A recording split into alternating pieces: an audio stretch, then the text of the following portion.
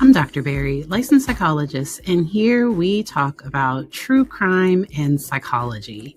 Thank you so much for joining. Let's hop right into today's topic. Let's go.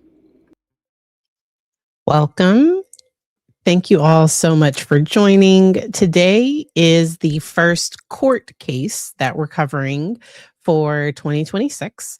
And I wanted to talk about the Sarah Grace Patrick case. It is likely going to trial next week, but I'm interested to see because I believe there was a neuropsychologist that met with her and they hadn't completed their report. So they went to court on it was mid-December, and the state said they're ready, but there was a chance that once the state saw the defense experts report, they might request their own evaluation potentially. But so far, everything we know, it looks like court is on for jury selection starting January 5th. So that would be Monday. If everything goes as planned, then it does look like that will happen.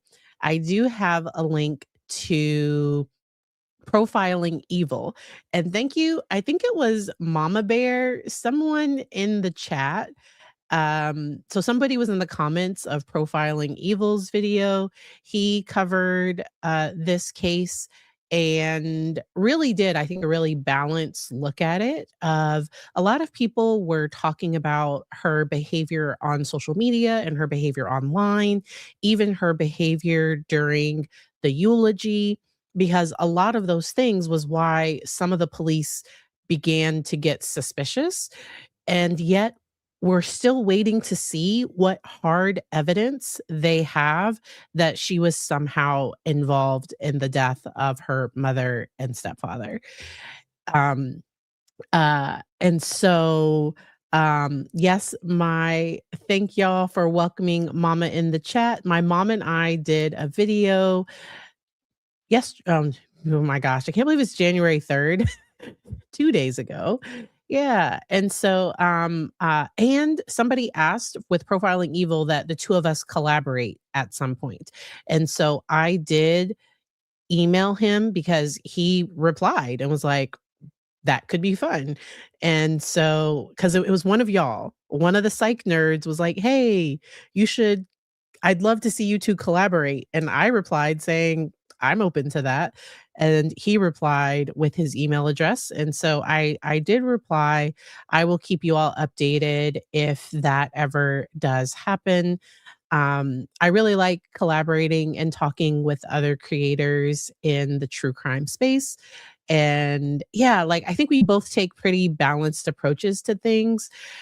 I do think there's a chance. So I don't know what strategy the defense is going to use because it sounds like the home, there was allegations of DV in the home between mom and stepdad. It looks like there had been a history of even a protective order between the mom and stepdad that was later dropped. And it sounds like the mom would post a lot online.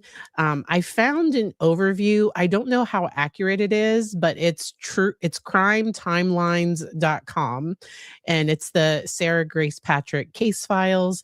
And they have quotes of different Facebook posts from the mother, from Sarah, and I was just kind of scanning over those things before starting today's video. I haven't confirmed the accuracy of all of that, so that's why I'm not going to, like, read any of those things. But in just kind of scanning things, it does seem like it was a pretty chaotic, toxic, like, it sounds like there was a lot going on. Now, once again, my goal as a clinical psychologist and in talking about these cases is how can we prevent things from escalating to this point? Sarah Grace Patrick, her grandfather supports her. Her grandfather does not believe that she's capable of doing this. And I wish someone had seen that things were kind of going on. And this is, I'm Monday morning quarterbacking. Like I'm looking back at a situation that's already happened, saying, I wish someone had stepped in. I wish she had found a safe and stable place. But in order for the mom to not have custody, if mom wanted custody, somebody would have to say that like she wasn't safe. A part of this case that's concerning to me, and I am interested to see how this is going to be handled with everything being streamed, is there's the potential of testimony from the 6-year-old. So Sarah's half sister, okay, so trigger warnings, but Sarah's half sister found the parents after the fact. And she may have to testify. And that was part of the reason why the state fought to deny bond for Sarah, was because they didn't want Sarah to have communications or contact with her little sister, and potentially because the only other person that we know was in the home that day between, mom, stepdad, and Sarah is that little sister. I could see the courtroom potentially, if she does have to get on the stand, they might clear the courtroom or at least not have the cameras on. I can't see them having the cameras on. They might also agree that maybe some of her recorded interviews are used, or so I don't know how they're going to handle that young victim, who saw the aftermath of what had happened to her parents. It's also interesting about this case that the weapon still hasn't been retrieved as far as we're aware. So a pew pew was used, and we don't know where that weapon is. The defense filed to limit things about Sarah's past behavior. So it's my understanding there are allegations of substance use, there are allegations of so the way that it was described, I think in some of the court filings, is any intimate activity or any of those things. They want for that to not come into this case, but I think it'll depend on what strategy the defense uses, and then also if the state feels that's part of the motive. So if the state feels that Sarah's behavior and conflict in the home, if they feel that's part of the motive, I don't know. So I haven't seen the ruling on that one yet, and I don't know if the judge has ruled whether the state is going to be able to bring in some of Sarah's past behavior. It's my understanding that there's a lot of digital evidence. So once this trial starts, we have to buckle down and get ready for a lot of digital evidence. Um, I really can't speculate as to like why, because I'm really waiting to hear more information about what evidence the state actually has. In some other cases, we saw some interviews or we were aware of some of the state's evidence. In this case, we really don't know what they have, and so that's why I don't, or even, what what the state thinks was happening in this situation.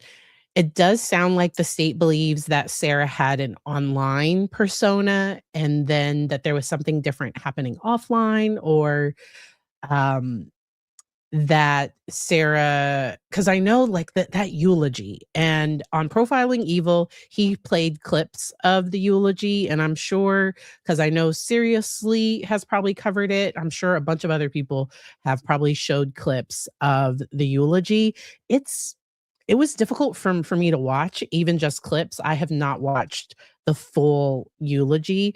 So Sarah is 17 years old at the time of this incident. This case is going really fast because this incident just happened in February.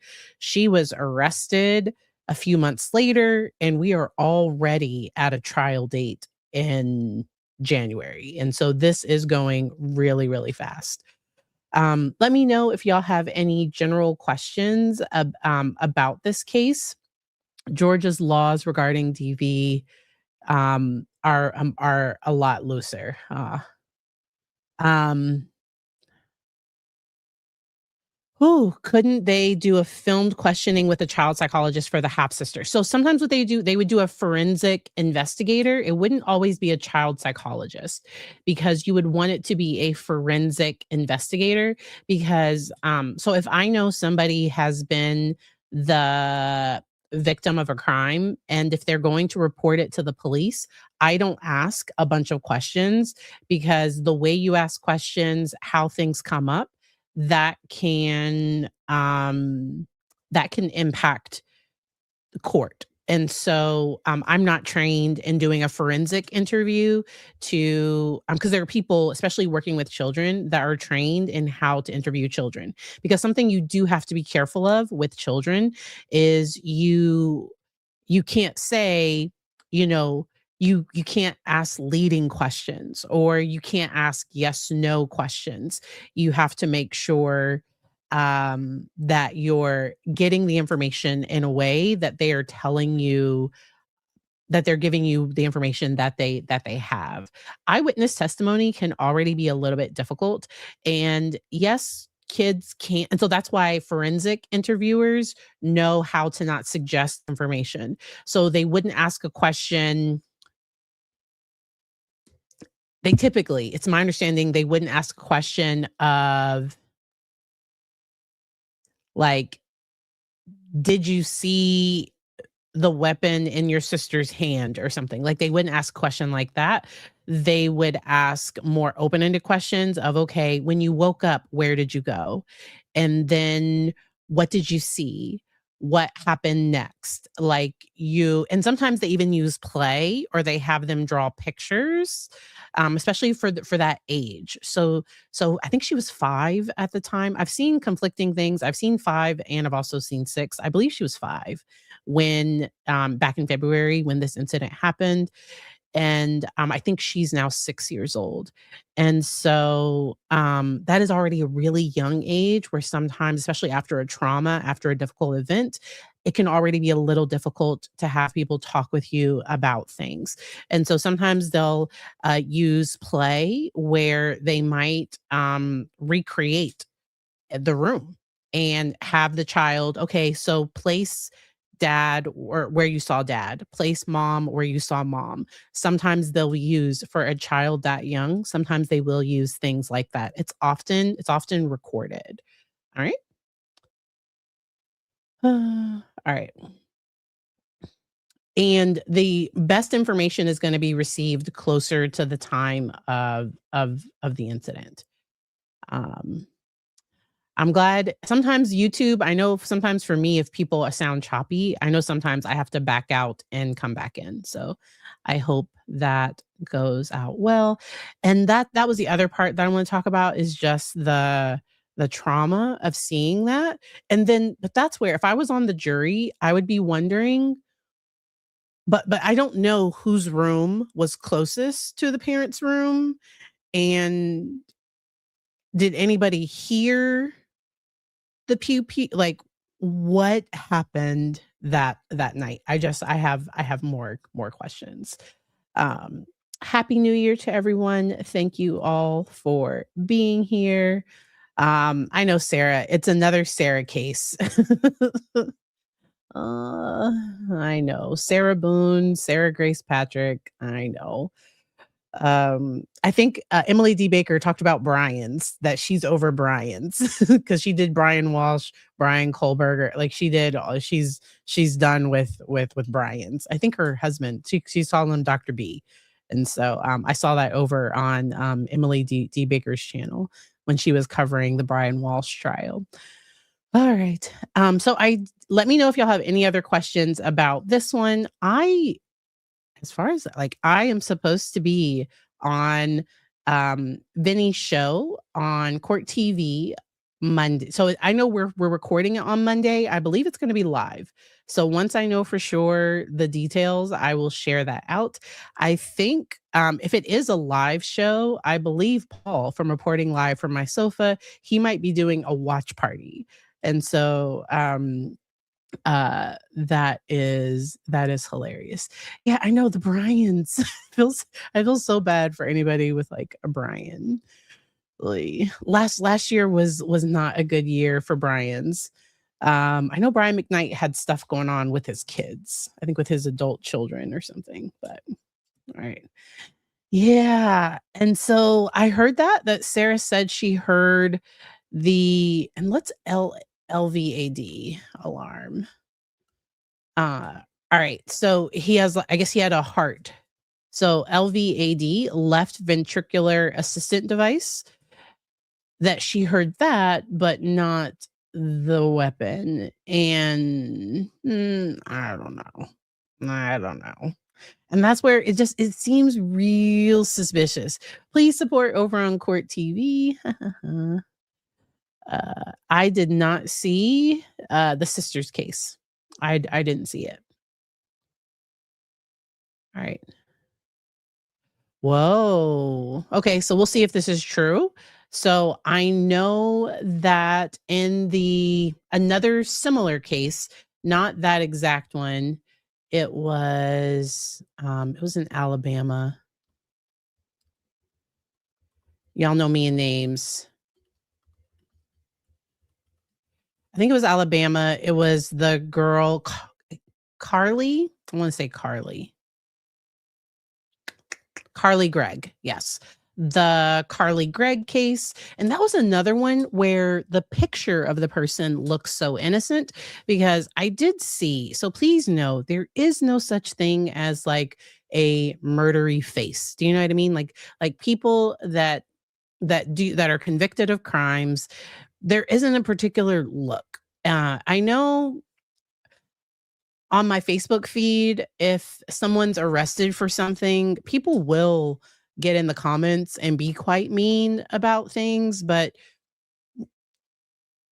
individuals that are attractive, less attractive, of all race hues, all of that, young, old, it is rare for children to do this to their parents, and so that is what we all kind of take a look at. Now the difference between how Sarah showed up on social media and how she presented in person, that was very different. So she almost, because in her social media pictures, like her social media videos, she looks older to me. She looks maybe 20, 21. She looked older.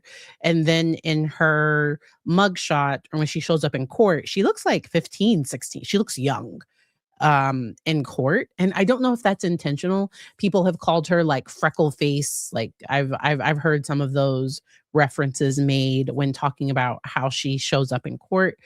And I'm just interested to see what this jury thinks of this, and then also if that neuropsychologist does testify. Because I hope the defense knew what the conclusions were going to be. It's kind of a red flag. Like, I don't know why the person's report wasn't done.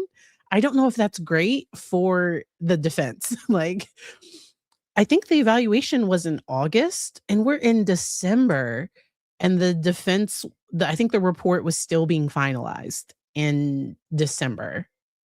And so I have about a 2-week turnaround on reports, but for a forensic evaluation, sometimes you meet with the person multiple times. Sometimes you do another updated thing. Sometimes you're getting collateral information.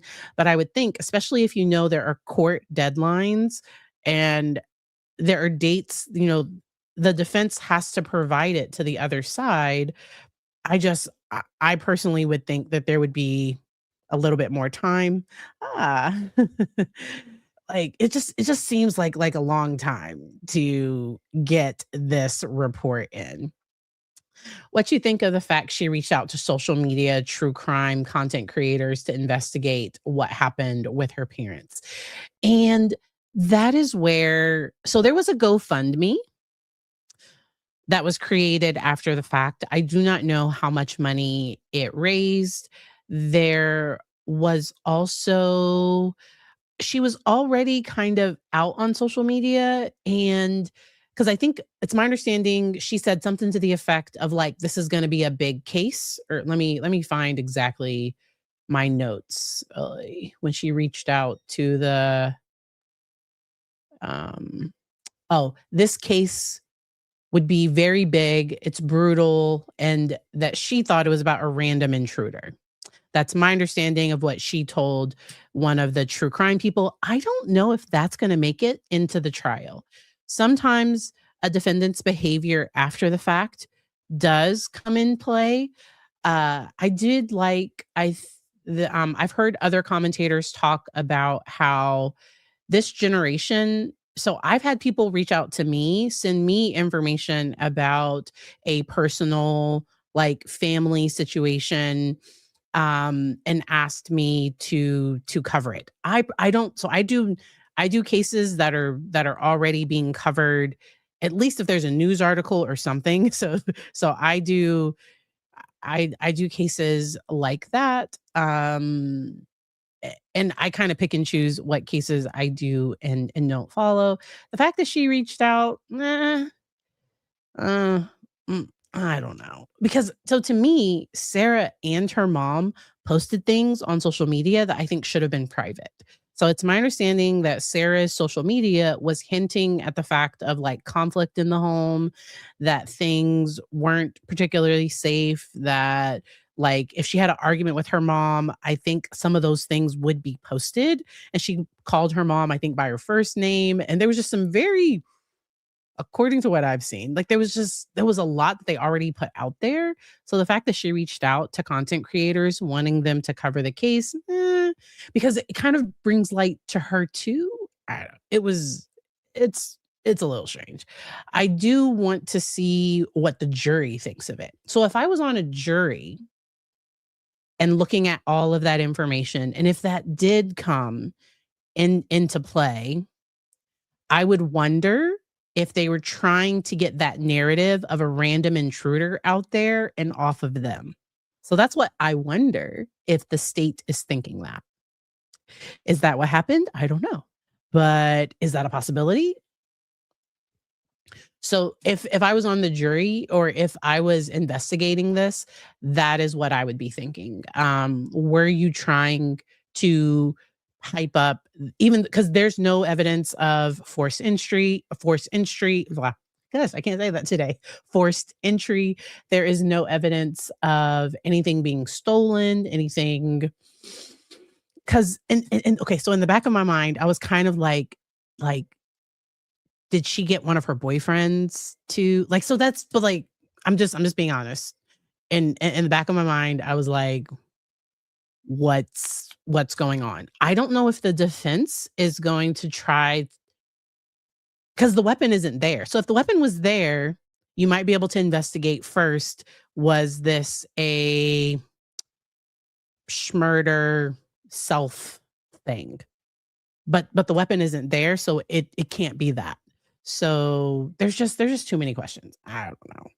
I don't know. Uh, are you talking about Gypsy Rose, who met the boyfriend who was, yeah. I feel, yeah. I wonder if you're talking about Gypsy. And talked about all the horrible things. And so, and it would still be a crime for the person that called the person to do, like, it's still a crime, but I don't know, just speculation. Yay, wondering the same thing, especially since the weapon isn't there and everybody's like, "Oh, she's this little." I don't know if she's actually petite, but they make her sound small and like she couldn't handle a weapon with precision, and so that's where I was wondering, okay, good. Like, was it was it a boy? But I don't, so that's where the state, I'm waiting to see what comes out and what evidence they have. I would think there would be some type of digital evidence, because I would think they'd be able to do a cell phone dump of like, were there any phones that she contacted, unless the person was smart and turned off their phone, or I don't know, like that's where I have questions. I really, really have questions and I need more information. Okay. All right. Because so I did go back and catch up on the Lindsay Shriver case. So that is a case out of the Bahamas. She allegedly had some, you know, island, I don't know, like she was having an affair and she tried to get the person she was having an affair with to unalive her husband. And he found out. And so that case is going to happen sometime this year. Me, Kathy, and Paul, we were joking about like a trip to the Bahamas because that case won't be streamed and it would be really cool to just go to the Bahamas. But I definitely will be following that case. There's also, so going back to the Sarah Grace Patrick, there were allegations of substances. Oh, yeah, and I think and there are allegations that the parents did substances, but if a stranger did that, they're normally going to steal something. Like, and any substance, like, it's not gonna be at your home in your bed. Like, the home in your bed is intimate. Like, the being at home in your bed, that is just a very intimate thing. So I have questions. I have questions.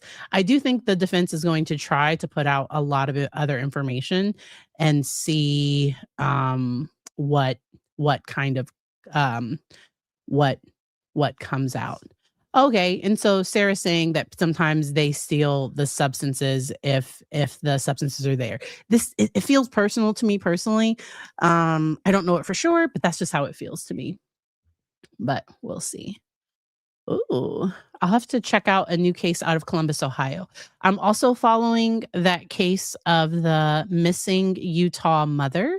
So there is a case out of Utah. Um, doo, doo, doo. Uh, and Alicia, no, that name doesn't sound right. Maybe it is. Yeah, Alicia Seymour. I thought the name was a little different. All right. Where it's my understanding this individual thought that it was the end of like that the end times were coming and she needed to flee with her children to Europe. And she was fearing the end times. That is my understanding of what's happening in that case. It is one that I am following. She's accused to have taken the children. I think there are four. I think there. Let me see. Are there four? Yes, four children between the ages of 3 and 11.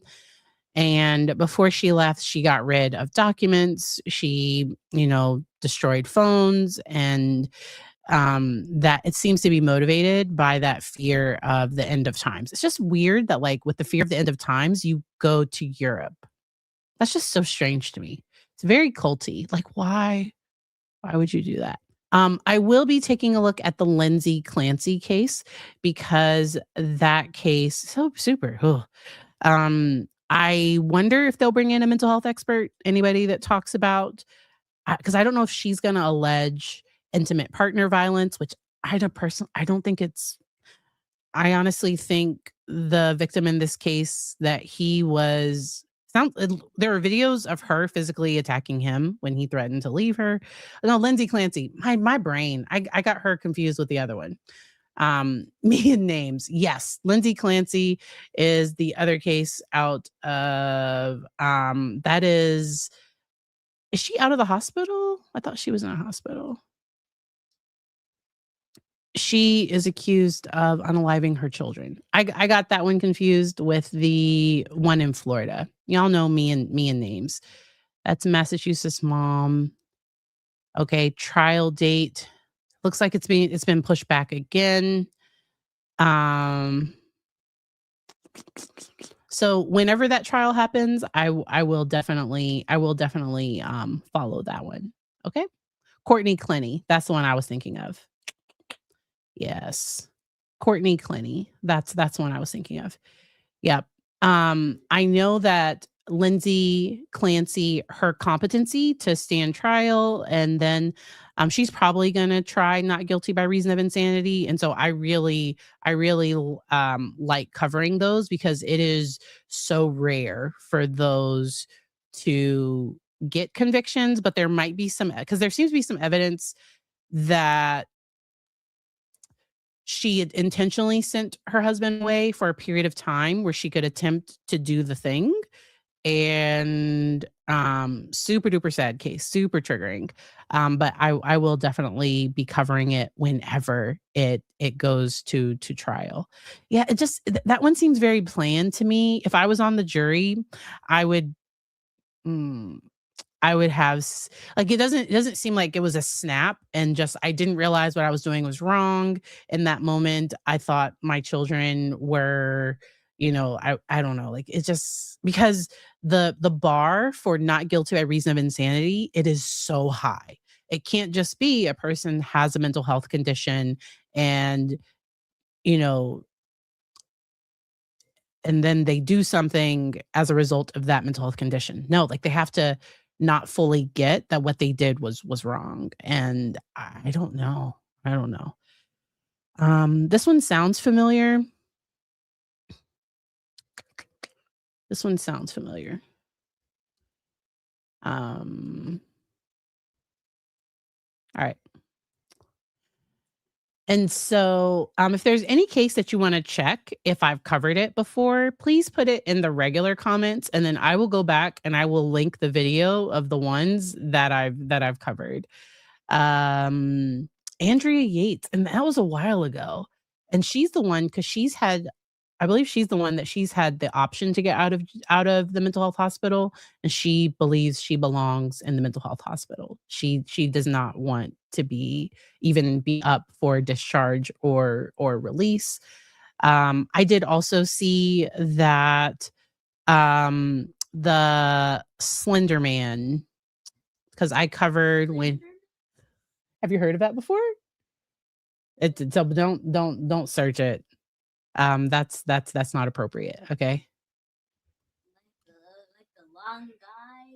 You've heard of it? I'm finding out that my 8-year-old has heard about this. In Minecraft? That's what Gigi was asking what kind of things they have in Minecraft. Do they have that in Minecraft? That's in a mod. It's just called a Slender Man. What does it do? Like, I'm literally finding out information live. What does it do? Like, is it like a zombie or you don't use it?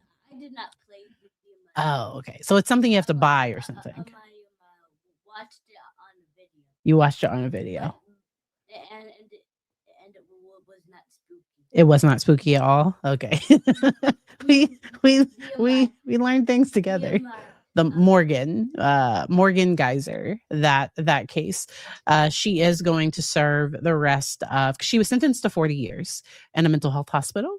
And she only served a little bit of that, and she's going to have to serve the rest of that of that time. Yeah, I was like, I don't want him to know about those things.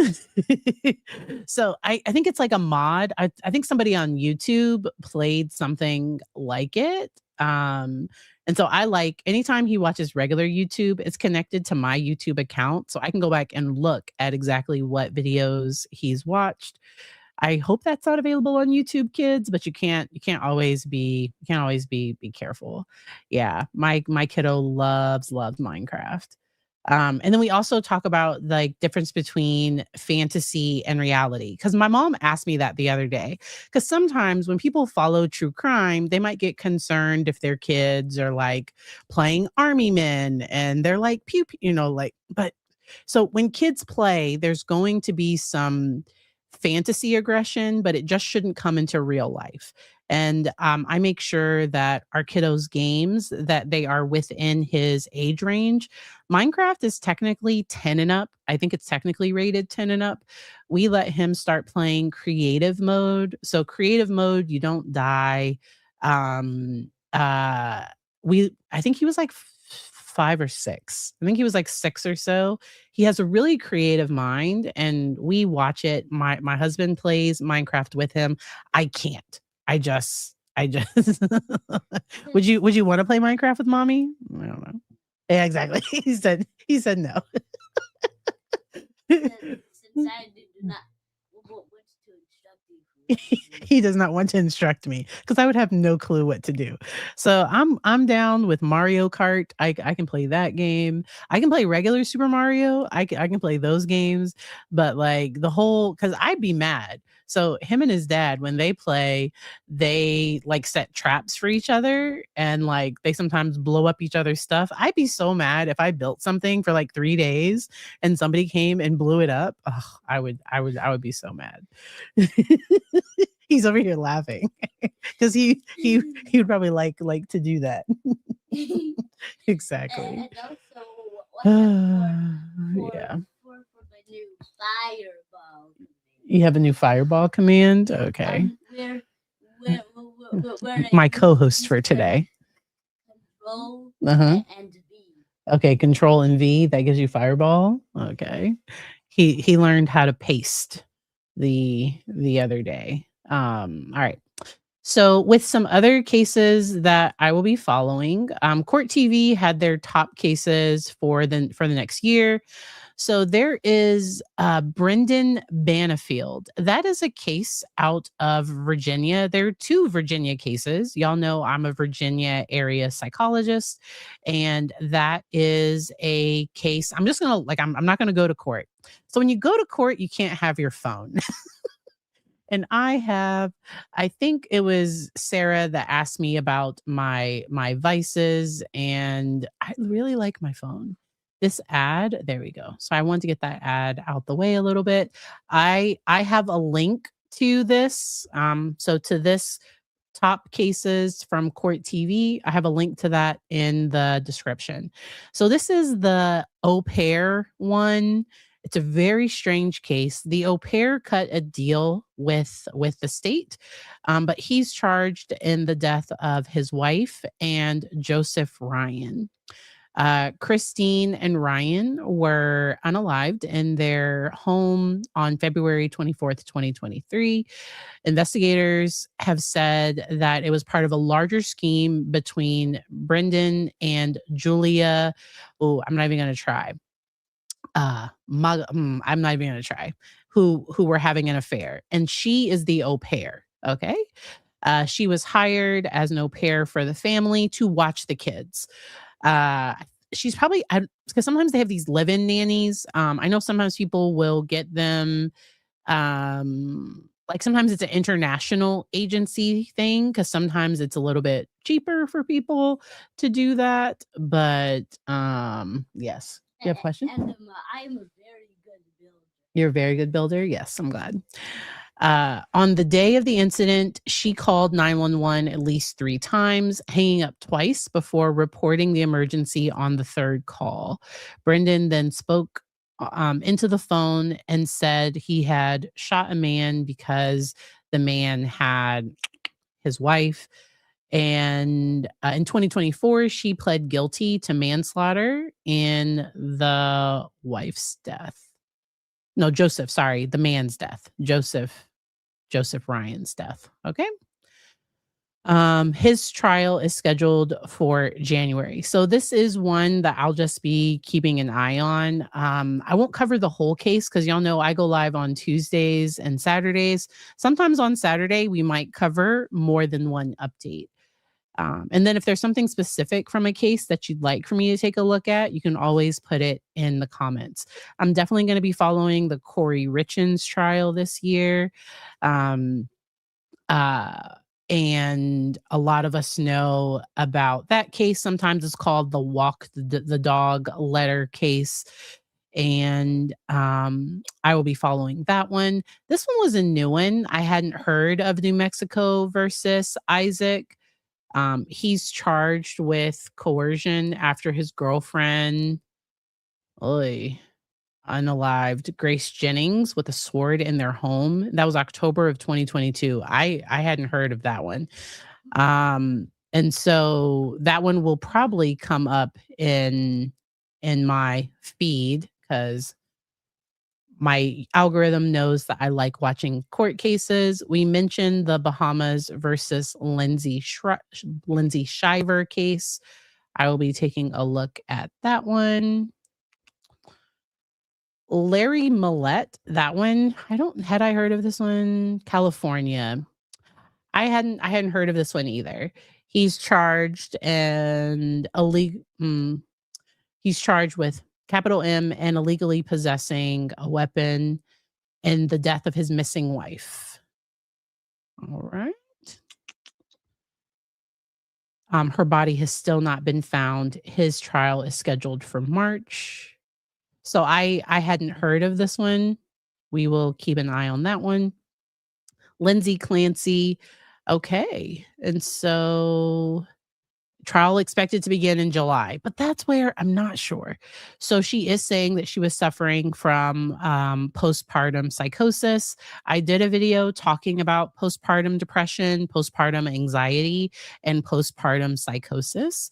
And I've also worked with some people that during pregnancy, sometimes they have intense thoughts about themselves or others, and often sometimes medication can be helpful. Sometimes medication because one of the side effects with some of the medication is that some people can feel worse with it. And so that's where they have to be monitored by their medical doctor and also a therapist if at all possible. The Florida versus Shanna Gardner case, I will be taking a look at that. I'll just be watching. So with some of these, I will cover the verdict, or I will cover if there's important testimony when defendants testify. Absolutely love that. Do you have a question? So 2:30. Yeah. So do you know what? Yep. So YouTube in your room. Good job. And then I mentioned this. So this is the second Virginia case. This was a really sad one. I believe I did a video on my channel, and Grizzly True Crime has been doing a great job covering this case. Because it originally started out as a missing persons case, and then has since kind of the husband was arrested for capital M of his wife. And so it's Virginia versus Naresh Bhatt and Mapta. Sorry if I'm saying that wrong. She was a 28-year-old pediatric nurse and mother who disappeared July of 2024. And really, it was her coworkers in Charlottesville, Virginia, that really, because her husband just seemed to be like calm about the whole situation. I believe I covered his interview because he did talk with the media, and he just seemed like super calm and chill about the whole thing. There is DNA that makes you believe that there was a substantial amount of blood in the couple's home, and she wouldn't have just left their daughter, and so that's why she's believed to be deceased. But that trial is scheduled to start in October. You all know there can always be delays in trials, and so we will be keeping an eye on that. All right. So those were the top cases for 20. Oh, I said it correctly. Oh, that's a miracle. Yes. Ooh, yeah. Was that I thought there was one out of North Carolina. Was it Florida? Yeah, the John Paul Miller. It was Florida. Yeah. So I'm not surprised that he was arrested. Um, it sounded like there was a lot of evidence, and because I think he was using. I think he was threatening to post like naked pictures, or he was doing some of those things. Like his behavior was outrageous, and um my heart breaks for Micah's family, um because I truly do feel that his actions and harassment, she just couldn't take it anymore. And I just wish that the police or somebody had helped her get safe beforehand. And and so yeah, that's a very sad one. Micah Miller. Yeah. All right. Um And so let me know in the comments if there are any cases that you all are looking forward to this year. Those were some of the big ones.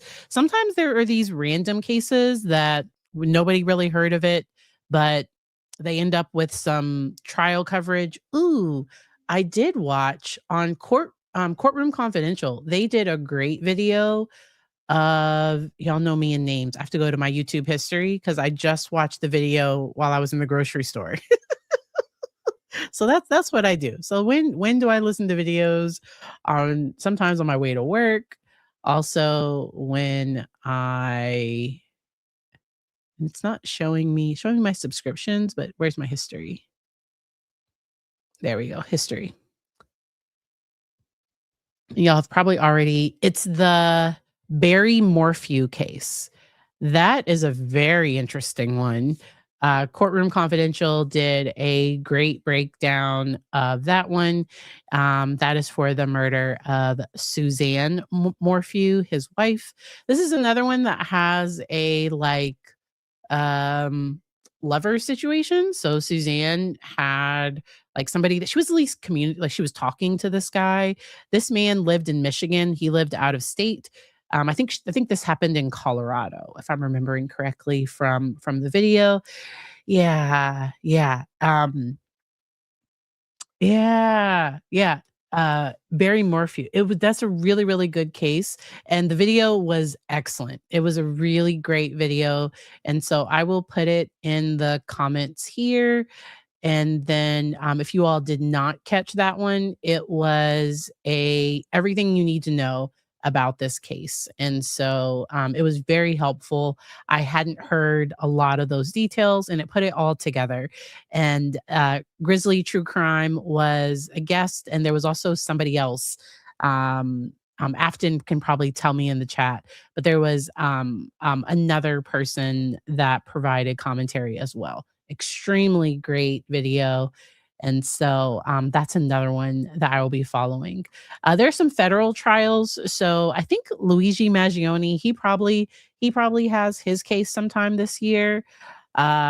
The Alexander brothers trial. So the hard thing with federal trials is you don't get the courtroom coverage. So you rely on the zealous note takers, like the people that are in there providing those updates to us all.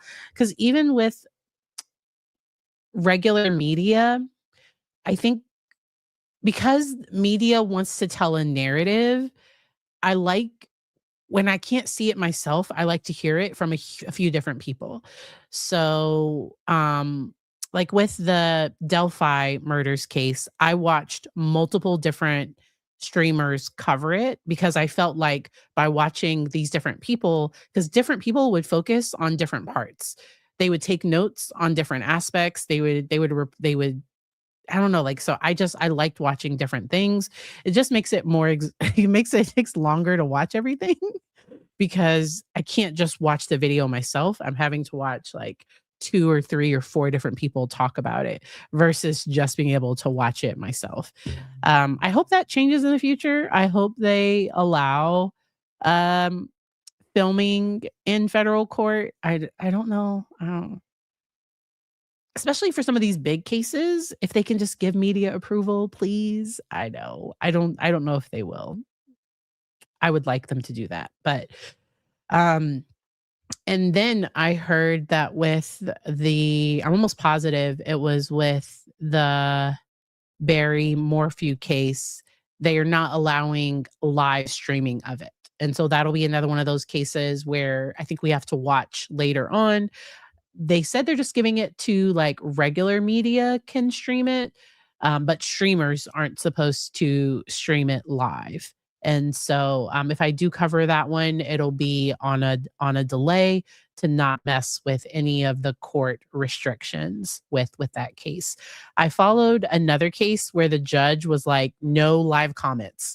Because if you watch it on court TV, they shut down their comments because that was a part. In order to be the pool camera, in order to stream it, you had to agree to shut the comments off in the video. And so so we'll see what happens with those. My earrings, they say Africa is love, and so that's these ones. And then my shirt is mental health matters. I'm pretty sure I got it on Amazon. Mental health matters. So that is the shirt. I saw Sarah asked earlier, did I cut my hair? And so I trimmed it a few weeks ago. I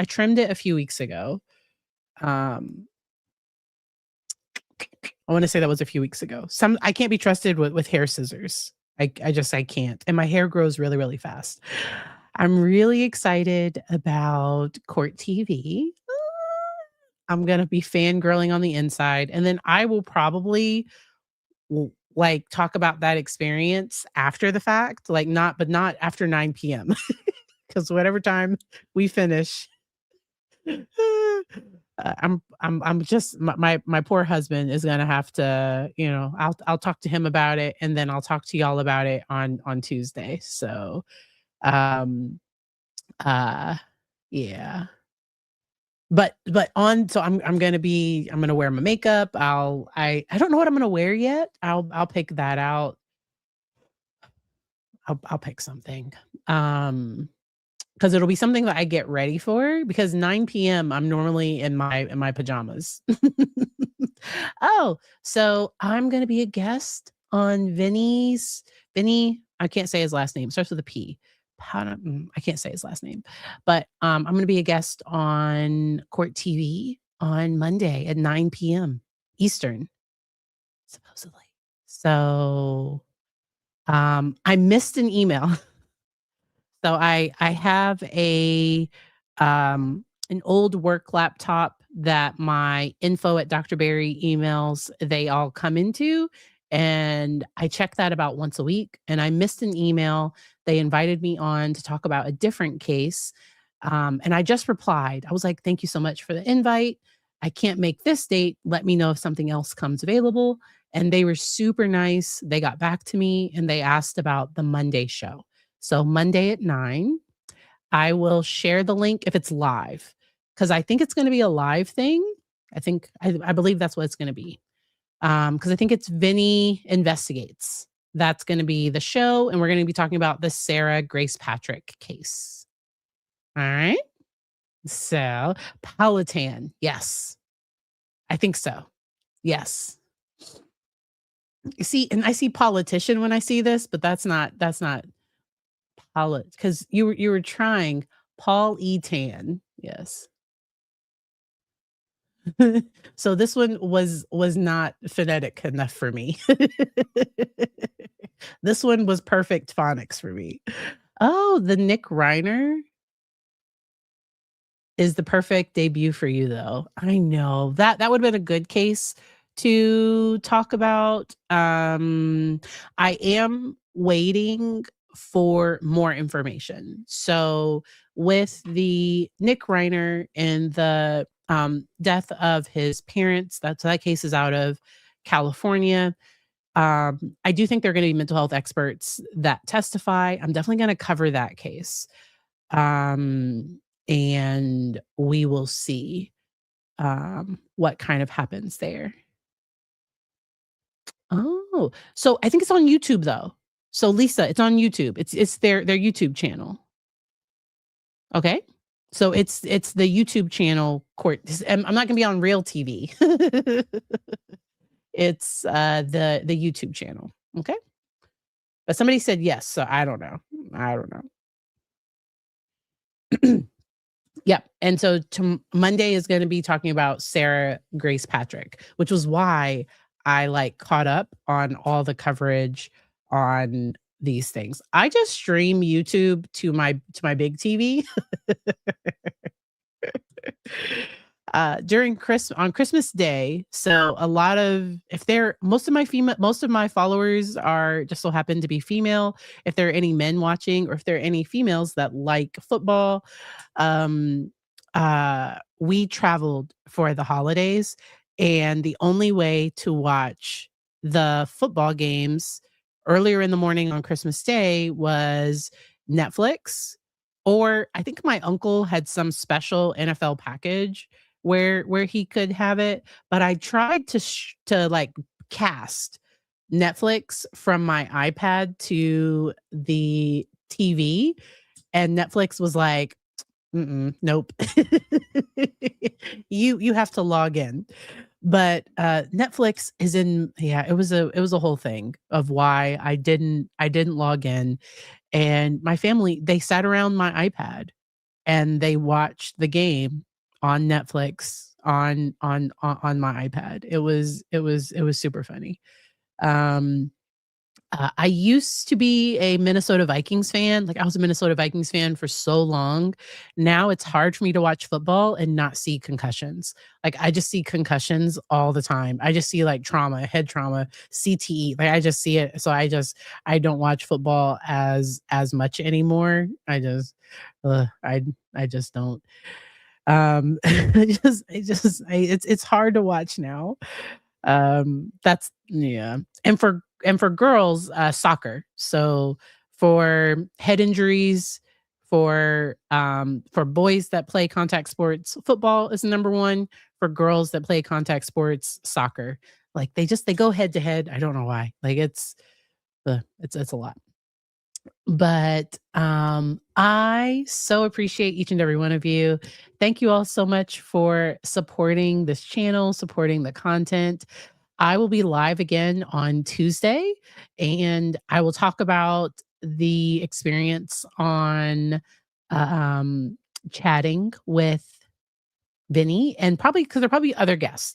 Like, that's normally how it goes. There's normally like a few different experts, and for a portion of the show. And so I am excited about that. I will see you all on Monday on Court TV, and then on Tuesday back here. I hope y'all enjoy the rest of your day. Bye.